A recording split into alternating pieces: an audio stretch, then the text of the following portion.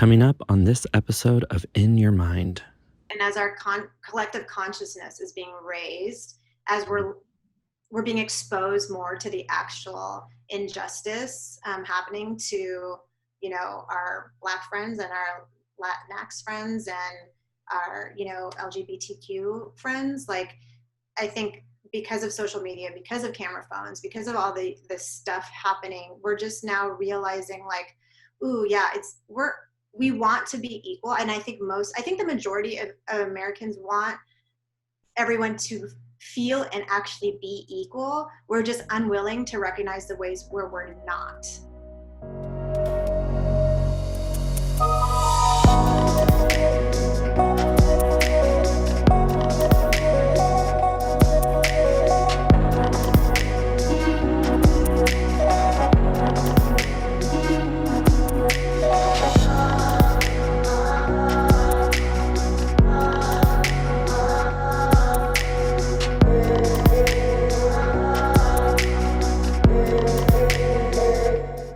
I'm Rachel K. Cross, and I have a boutique marketing consulting firm called Rachel K. Group. And in addition to brand strategy and marketing communication strategy, we also help full-time professionals launch their own freelance careers. Hey guys, welcome to another episode of In Your Mind with your host, me, Paul Trudell-Payne. I am beyond excited to have our next guest here, Rachel K. Cross. She owns a beautiful marketing company here in San Diego, and she's beautiful. So welcome, Rachel. How are you? Good. That's quite the intro. Thank you so much. Yeah, no problem. I am super stoked anytime I can talk to anyone who's like interested or likes marketing, because I feel like that's like a good storyteller, right? Like anyone who does marketing is like a storyteller. Hopefully that should be. Yeah. Pressure's on. No. Okay, well, I don't know how prepared you are, but I hope you are, because we start the show with the same question every time. Okay. And I like to start at the beginning. I like a full circle. So we're going to start with you telling us a little bit about Rachel as a little girl. Yes, Rachel as a little girl.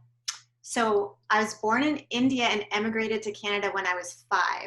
And one of my deepest sadnesses in life is that there's not video of 5-year-old Rachel who had just come to Canada, because I'm sure I had a little Indian accent, which is now gone. And so I was, just this little brown peanut in a sea of Canadians. Where in Canada did you go?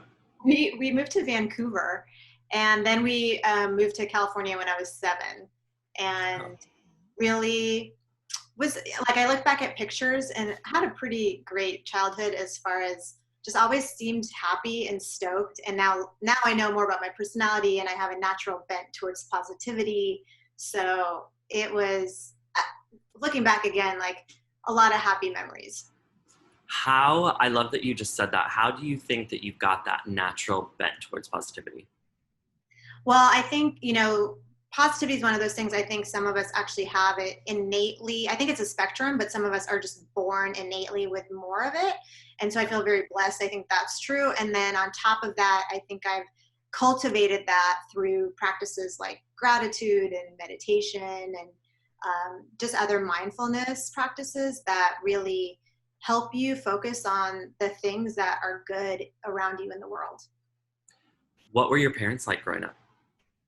So very typical, in some ways typical, like Indian immigrant parents.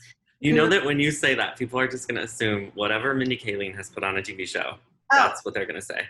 She's spot on. Like, have you watched Never Have I Ever, her latest? I watch anything that I even watch her commencement speeches. Like, I watch anything she does. 100%, yeah, so me too. So that felt like my parents, like as far as like just expecting me to do really well in school, but not in it's funny because I was just thinking about it this morning, not in a like, they wouldn't love me if I didn't perform way. I was just expected to get straight A's. I was expected to be a doctor. But to be fair to them, I bought into that. So I think I was telling them that I wanted to be a doctor. Yeah. In college was not true at all when I got to OChem, and I was like, I don't know, not for me. But no, they were great. They were very loving, affectionate. My family is Christian. 2% of Indians are Christian, which is still 2 million people. But so I didn't have all the Hindu. Interestingly, I don't have a lot of the cultural things related to Hinduism. So I'm a little bit like sad about that. But like food wise, my mom's an amazing cook. Grew up with great food. But you know, they were pretty, I'll say, westernized and really. Like let us, you know, gave us a lot of freedom too, I think, compared to some other parents. Did they go to school here? So no, they went to, they grew up in India. Both of them went to school and had their undergrads in India. My mom also got a master's in India, and then both of them came here and got masters. That is ridiculous. That's I mean, amazing. Just I know. That's insane. I know. It's they're so smart, but yeah. And so you guys landed in Canada for 2 years. Yep. Then traveled to California, all for work, I'm just going to assume, right? Most people move here for work. Dad's jobs, yep. And how was that? Because you said it was a positive childhood. You remained positive. How, looking back at childhood, anything stand out, whether positive or bad? Yeah, I just recently actually wrote about this, you know, with everything going on in the country right now related to just racial reconciliation and injustices, and realizing, you know, when I moved, I consistently was stepping into spaces where no one else looked like me. And I do think that shaped me in a lot of ways. One, in that I liked being unique. So then in the few times in my life I've been in places where there were a lot of other Indians, I feel actually more out of place there than being surrounded by non-Indians, which is kind of weird. Yeah. But I think also really wanting to fit in so badly and really developing some people-pleasing tendencies that I've then had to, you know, unlearn since then, and I'm still unlearning. But yeah, those are some of the things like when I look back and think, gosh, it was good. Another thing is that my parents really didn't fight in front of us, which you would think is good, except that I never learned conflict resolution because it was never modeled for me. And then also being kind of typical, I think, between like the generation and the culture, really not having a lot of understanding about emotional intelligence. And like again, they did an amazing job and the best they could. But the first time my family ever asked me, like, how do you feel about that? I was 25. Like, that just wasn't a conversation. We didn't talk about emotions. Like, those were not the conversations we were having growing up. I can relate. I can tell you that. Like, I grew up in a biracial household. So my mom's Mexican, my dad's white. And we were not, I don't want to say like loving, because there was love. It just was not like what you would think. Like, it wasn't TV. I mean, even I can think to like my mid to late 20s. We used to literally, I mean, this is embarrassing, but I've said a lot about them, so they really don't care. Like, that's how we hug. It's like one arm. Oh, the side hug? We never would do a full like body to body hug. Yeah. I mean, growing up, like, I've talked about it in like something I've written about, like, we didn't say I love you ever. Oh, okay. Like, I mean, I literally cannot even remember one time that ever happened with my parents. But my grandparents also lived next door to us. And like, they would say it. So like, they would tell us that they loved us. And I don't know what significance that really has, but like, it was strange because like you're saying, like, the no fighting, opposite. For full on, you know, like, but then the opposite, the extreme, right? Probably like not the best way to do conflict resolution. So like, I get it. They do shape so much of who you become. Everything. Yeah. All of our limiting beliefs start right in those formidable years. And then we spend the rest of our lives unpacking and unlearning them. And what's I find even interesting too is like you move to Canada. I just assume, this is just me being ignorant though. I did live in Seattle, so we feel like we're in Vancouver all the time. It's just nice. Like people are just nice there. Like everyone's nice. Even like the bad people are really nice. So nice. Yeah. So like I just think cool. Of course you're gonna go to Canada. It's gonna be happy. We all are gonna go to Canada. It'll be happy. But then you move down to California and Southern California. Yep. Orange County. Yeah. And so oh yeah, of course. Okay, so perfect. Orange County. You are gonna stick out, right? Of course you're gonna stick out. Yeah. And I find it so amazing that you can look back at childhood and be like, it was positive. Yeah. And you found a way to stick out, or like not stick out on purpose, but you found I'm going to stick out and then the positive in it versus the negative in it. Yeah. Do you think your parents did a lot of that too? Like, cause I'm sure they show up too. They don't look like people there. Yeah. They just acclimate. You know, that's a good question. I don't know. For sure they modeled not being embarrassed or ashamed or anything about the way we looked or our culture. So I never felt that from them. I definitely had some, ooh, I'm different. And even like socioeconomically compared to some of my classmates, you know, not being able to afford the real Cabbage Patch Kid. I'm aging myself now. But, and the like Guess jeans, which were like the expensive jeans. So I used to work at Guess. So there are certain things that I knew I was different, both because I looked different and because my family was different. And then, you know, things like, it was a little bit after this, but after Indiana Jones Temple of Doom came out, I remember, you know, no one, I did have a couple of kids say, so they were watching it like on video after I don't know when it exactly came out, but I remember kids being like, do you guys eat monkey brain soup at home? And I was like, no, no, what? And I hadn't watched the movie, so I didn't know what they were talking about, but there's like little subtle things that people would say, right? And then you think about like The Simpsons, and the Indian character is like the 7-Eleven owner, right? Yeah. There are a ton of like motel owners and like convenience store owners who are Indian. So there's part of me that's like, I get it, you know? And so people asking like, oh, does your family own a convenience store? And I'm like, no. Or on the flip side, on the good end of the spectrum, I'll call it good because I think convenience store owners are entrepreneurs, so good on them too.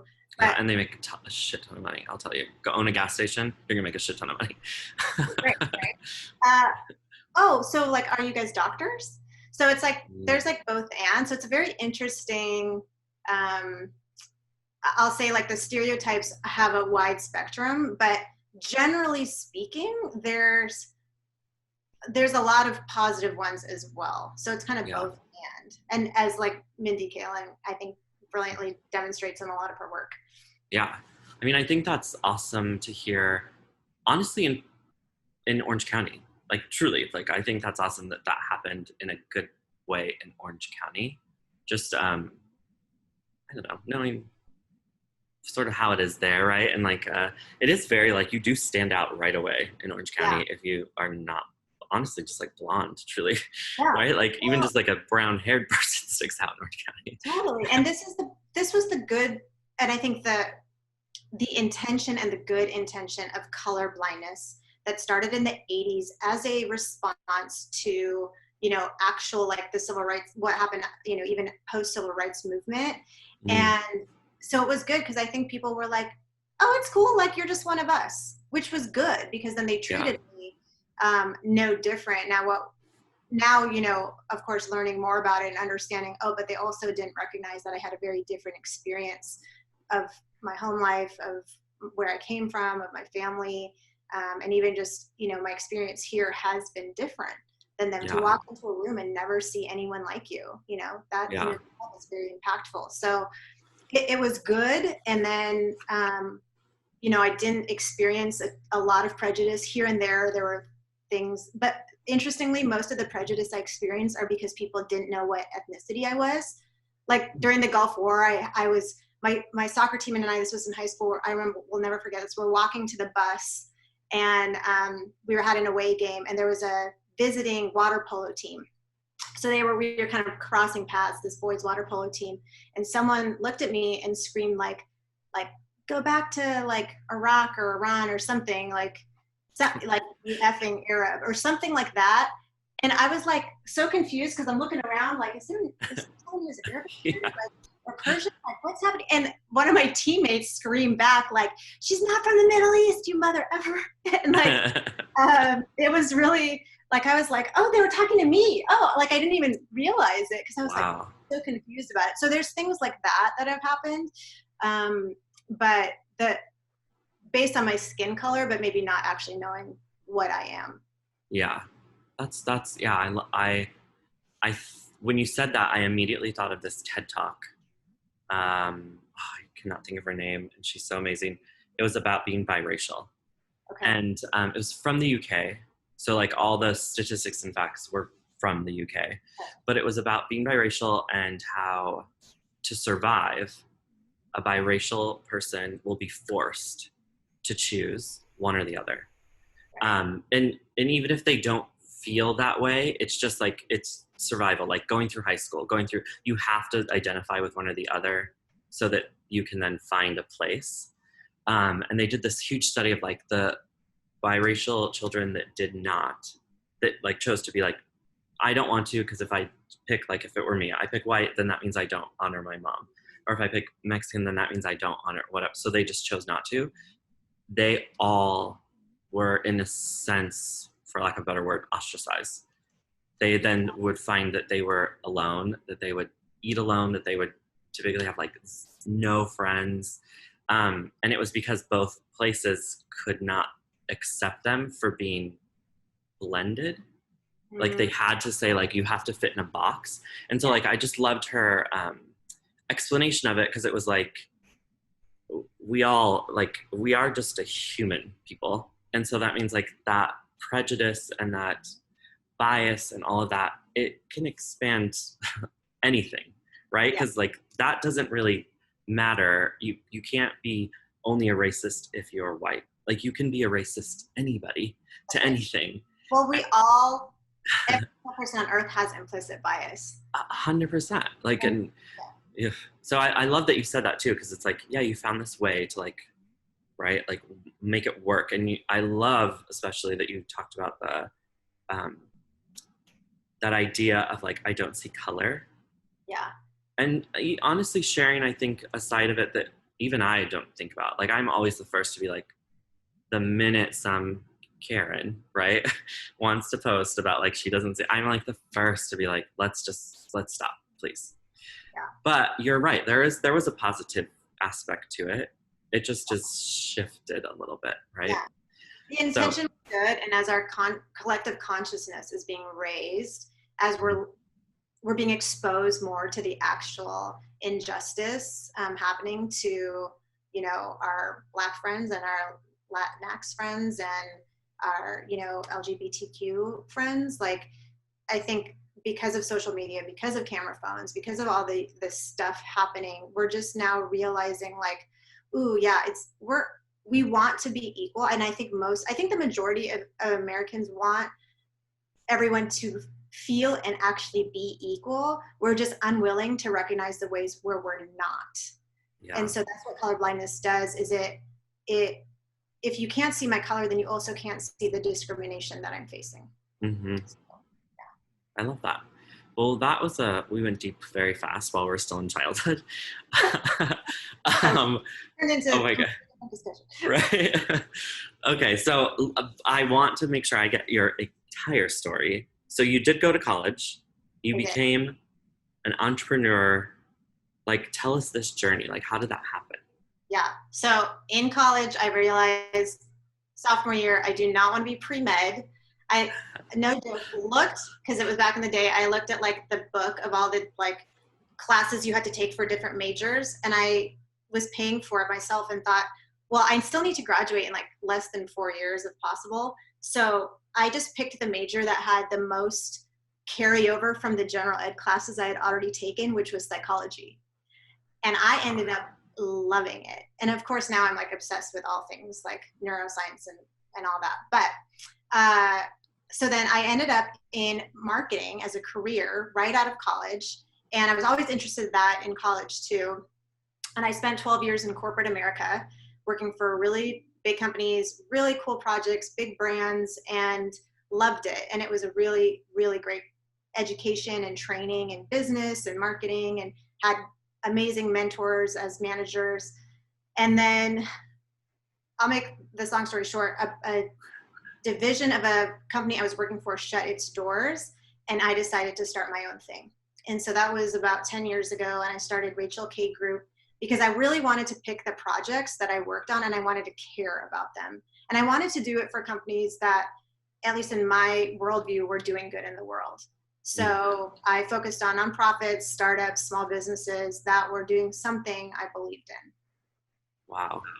And how did you, because it's marketing so involved, right? Like it encompasses the broad umbrella. Right, yeah, it encompasses so much. It's insane. So did you come to the table with like, here are my resources like already in place because of everything that you've gained from before, or did you have to start from scratch? Yeah, so I was so lucky in my corporate career that I had experience in a lot of different things. So events and channel marketing, which is like partner marketing, experiential marketing, brand, advertising, a little bit of web. And so by the time I launched, I kind of at first just said, I offer all of these things. And then luckily had been in San Diego for, since college. So at that point, about 12 years. And had this network of people I knew that could help, freelancers that were graphic designers and web programmers and photographers. And so I just used that network really for filling in the gaps of skills I didn't have. And then since then, I don't now offer all of those things. Sometimes I do, but I definitely tell them like, that's not what I do, but I'm going to outsource it for you, like PR, like we were talking about. So I really now focused and hone in on brand strategy and marketing communication strategy. And the other things I either outsource or just sometimes it's a project where I'm like, that's just not what I do. So like social media execution, for example, like love it. So important. Businesses should be doing it. Not my jam. Like you're not going to hire me to do social media management. I love that. I really do love talking to marketers, and I say they're storytellers because they all have just like such a wide variety of clients, and like the things that they work on are like, I think some of the most amazing business types of things that you can work on. Do you have a project that you like to this day just still remember? Oh gosh, in my corporate career or my anything just while you're in marketing?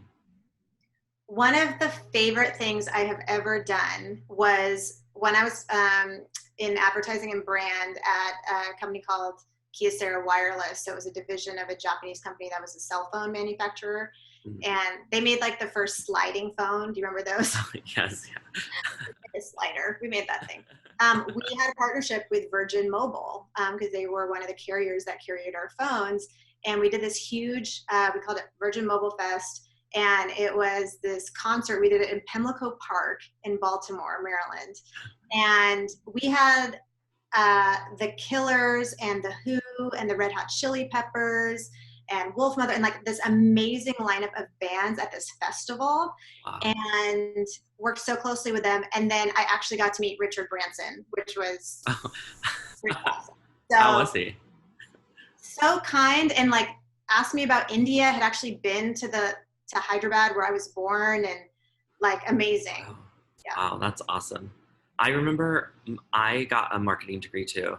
And my first job was at this PR company. It was called like Duo Public Relations in Seattle. And it was like this two best friends. And it was so random. I knew nothing. I will just tell you that. I really, truly knew nothing. And I had to work with this jean line. They were like, here's your project. I mean, that's just how it works. They're just like, here's a project, go. And so I got on the phone, and it was Tyra Banks. And she was doing a line of jeans that was like, I forgot how she described it, but more curvy, more like, it was supposed to be for every body type. Yeah. I cannot remember the name. Yeah, it was just so crazy because like I still remember like that first call. It was like the discovery call or whatever we're doing. And I the whole time like just literally couldn't even stop thinking that I was just on the phone with Tyra Banks. And like so I took nothing away from that first meeting. Like they were like, so what's the objective? Like what are we gonna I have no idea. All I know is that she has jeans, but it was Tyra Banks. And I thought I got over that, like, because they were very not happy, obviously. That's how that happened. But then I got assigned to O Magazine for some weird thing. And then it was like, I got on the phone, and it was like Gail King, because she's an editor there. And I was like, this is amazing. I mean, I couldn't even hold it with her because it was so close to Oprah that it was like too much. Like, I could not hold it together. And she was so nice on the, like, she could tell, like, this is not, I don't think we're done with the meeting. Yeah, like she just was like, you just ask me whatever you need to make you feel good today, and then let's connect again tomorrow. But yeah, it was cool. Like, I think I liked that aspect too of marketing of like, you really get to like have this platform to get in contact with people that you never would think that you could.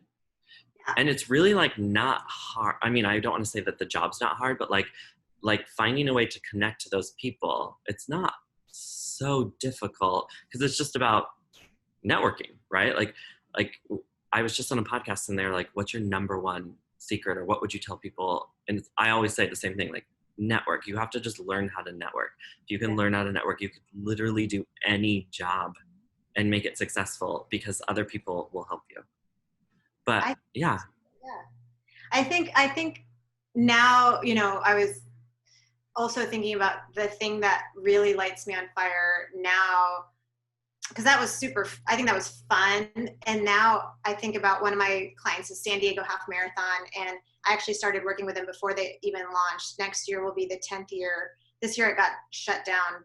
The shutdown happened the weekend of the race. Oh my So gosh. it was like such a bummer. But I started with them and actually helped create the brand, the entire logo, the website, all the marketing communications. This was in 2011. Wow. And I love that their mission is to really give back to the community. And they know that, you know, their full 100% of net proceeds go back to the community. They're a nonprofit. And so I think about how to elevate brands like that are doing like in these small, subtle ways, like helping build like little league fields, right? And redo them, or playgrounds for kids, and helping redo 911 call centers, and just these cool, really cool projects for the community that like they don't even do a ton of press around it, to be honest. And it's been fun to then look at, okay, well, what are the other brands I can help elevate and amplify their voice and their story, their brand, you know, identity being one of 4 pieces of brand. And that is one of my favorite things now. I love this too. Like, you did it from the get-go. You were obviously a trendsetter of like, I'm going to help that type of business from the beginning. But I will say that I do love that it seems the direction of a lot of people now. Like, there is a like collective movement of like, we should help each other out. Yes. And like, I feel the same. Like, you're right. Like, that was so fun. It's so exciting. But like the things that really move me, just like the podcast, I was going to say the podcast that I do, but we're on it, is like, right, like sharing people's stories. And like, I keep getting like, what's this show about? What is your show? And then I explain it and they're always like, oh my God, that's so amazing. And I'm like, yeah, thank you. So I think I need to rework this because it's not explained itself. But it is such a good like message. Like, I think I want someone to hear us talking who is like, I don't know, from Oklahoma or something, right? That's like white in that Bible Belt, and that says like, that was an Indian girl, that was like a biracial and a gay guy. Like, I want them to be like, why did I listen to that? Right. And then sort of feel like, oh, I remember in going to this group and I felt alone, or you know, like I felt different. Or I just think like the only way that we can connect on that kind of level and get to the spot is really to recognize like, we are human people. And that's the point of this. And I feel like I'm ranting.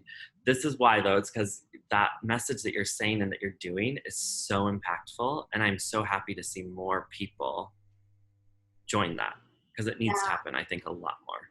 I think I love the rise in social enterprise, right? This idea, because it is really hard to maintain a nonprofit and be sustainable because you're relying on donors or, some kind of subscription or registration, versus if you're a social enterprise, you can actually be a for-profit company that has an arm of your company dedicated to doing something good.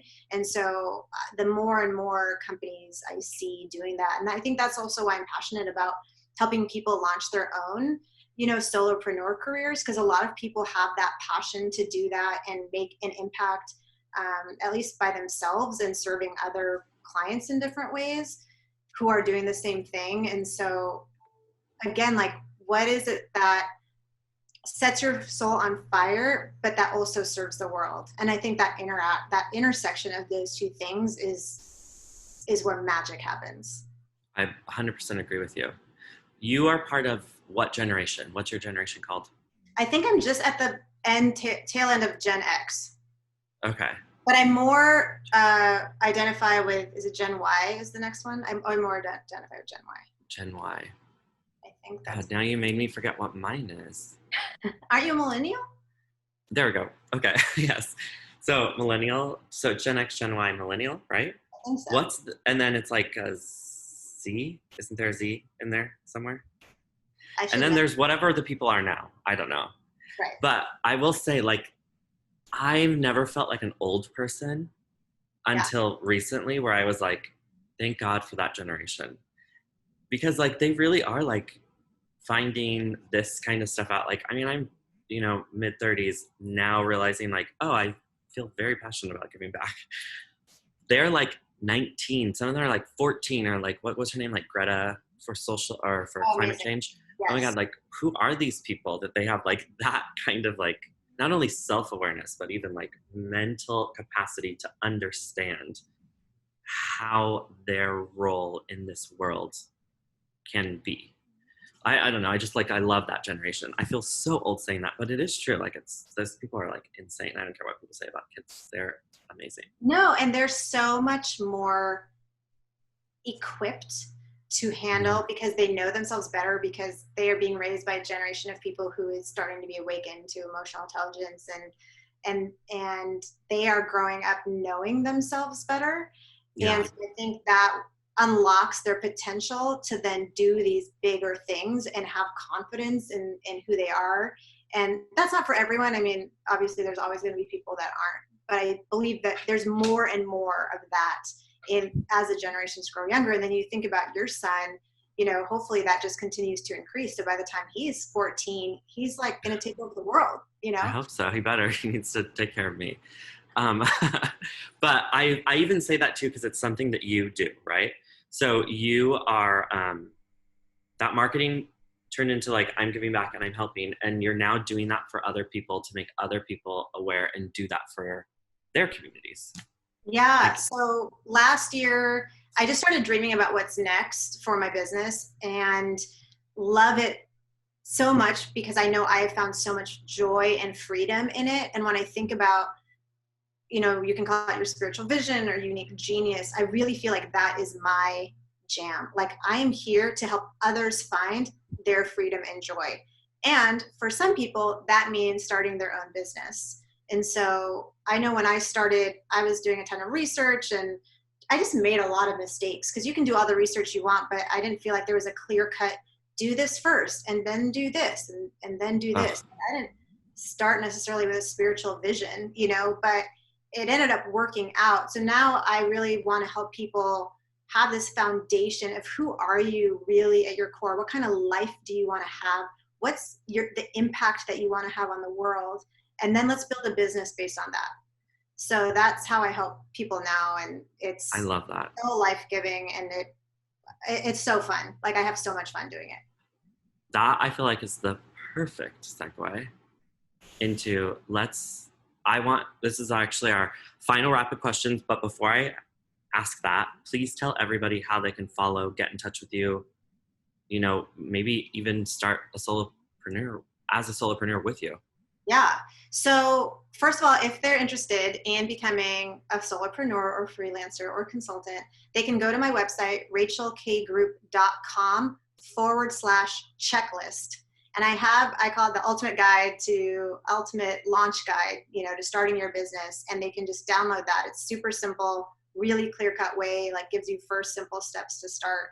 But yeah, Rachel K Group for my website. I'm on LinkedIn, Rachel K. Cross, on Twitter, Rachel K. Cross, and on Facebook, Rachel Kumar Cross. So those are the easiest ways to get a hold of me. I love it. And we will link all of that on the episode. So final question, Rachel. If that little girl was here today, what do you think you'd tell her or want to tell her? I would tell her, it's all going to work out because it's always working out for you. And I love this quote from Chariots of Fire. I believe God made me for a purpose, but he also made me fast. And when I run, I feel his pleasure. And so to find that thing that I've been built with that I really believe brings God or the universe pleasure. And so that's what I would tell her. That is good. I like this. I'm going to use this episode for future guests to be like, just so you know, this is the layout of how this goes. And then that's how you wrap up. So that was a good one. Rachel, thank you so much for being here. Like, honestly, like it's always fun to talk to you. So this just was like every other day. Just a bonus. You're just a joy. Thank you for having me. I really appreciate it. And we will see all of you guys next Wednesday. Every Wednesday, new episode. I can't wait for this to come out. I can't wait for you guys to get to know Rachel as much as I have. So we'll see you guys next week. Bye, everybody.